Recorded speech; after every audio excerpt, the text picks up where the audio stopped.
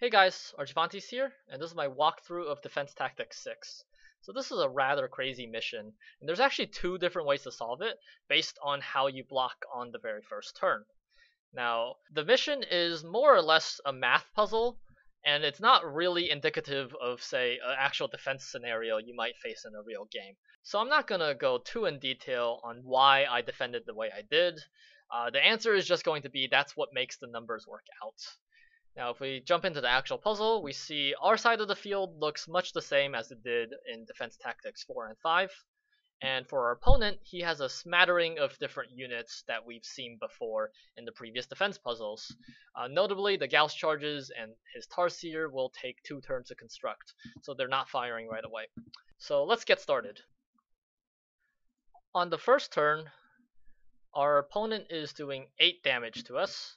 So just like in Defense Tactics 5, we don't want to block Energy Matrix over Energy Matrix because he'll be getting more damage on the following turn. Instead, we have the option of going Wall Engineer Energy Matrix or Double Force Field Energy Matrix.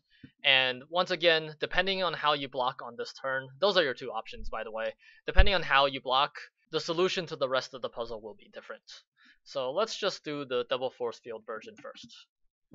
On our turn, we get to do 4 damage, and what we're actually going to do is going to kill the Tarsier first, 2 Gauss charges, and put 1 damage on the Gauss cannon. This allows our opponent to do 9 damage exactly on his turn, which means we can block by putting Energy Matrix over Energy Matrix exactly. And on our turn, we can use 4 damage to kill the Gauss cannon.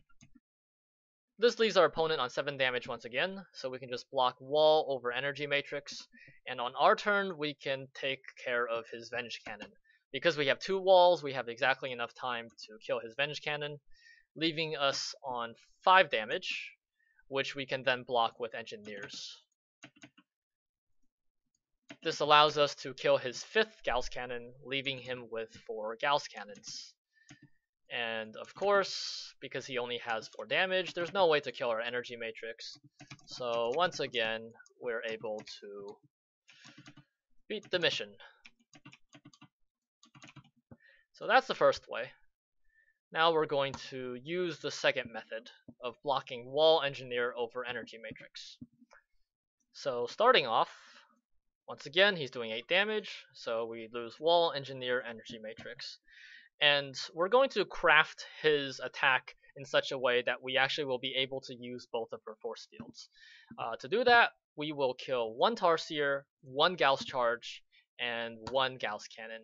Why that specific allocation of damage? It just makes the numbers work.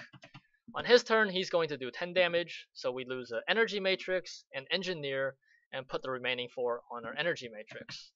On this turn, we will do 3 damage to kill his Gauss cannon, and then 1 extra damage on his other Gauss cannon. Our opponent will be doing 7 damage this way, so we just lose Wall over Energy Matrix. On our turn, we get to finish off one of his Gauss cannons, leaving him on 6 damage. And that's where the force fields come in. Because we didn't lose the force fields, we can now block 6 damage very efficiently. And with our 2 force fields, we have exactly enough to kill his Venge cannon, which puts him back on 4 damage. So once again, he won't have enough damage to kill our Energy Matrix, which means we get to slowly whittle away at his Gauss cannons until we eventually win the game. And yeah, so that kind of does demonstrate how you can sort of craft your opponent's attack based on what you kill, and how different HP defenders really shine at different attack values your opponent can do. So I hope you guys enjoyed these Defense Tactics walkthroughs. I'll return tomorrow with the countdown puzzle, and then we'll go into Valcard the following day. Alright, I'll see you guys tomorrow.